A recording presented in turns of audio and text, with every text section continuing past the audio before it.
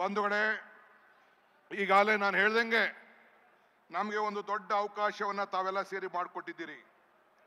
2023ರಲ್ಲಿ ನಮಗೆ ಕಾಂಗ್ರೆಸ್ ಪಕ್ಷಕ್ಕೆ 43% ಮತವನ್ನ ಕೊಟ್ಟಿದ್ದೀರಿ.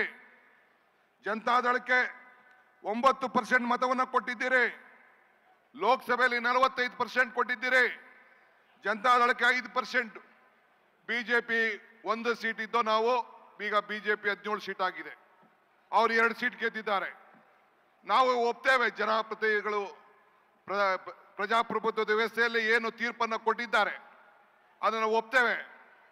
ಆದರೆ ನಾವು ಏನಾರು ನೀವು 10 ತಿಂಗಳಲ್ಲಿ ಈ ಸರ್ಕಾರ ಹಳ್ಳಾಡ್ತೀನಿ ಅಂತ ಏನು ಭ್ರಮೆಯಲ್ಲಿದ್ದೀರಲ್ಲ, ಇದು ಸಾಧ್ಯ ಇಲ್ಲ ಅನ್ನೋದು ಕೂಡ ತಾವೆಲ್ಲ ಗಮನದಲ್ಲಿಟ್ಕೊಳ್ಬೇಕು.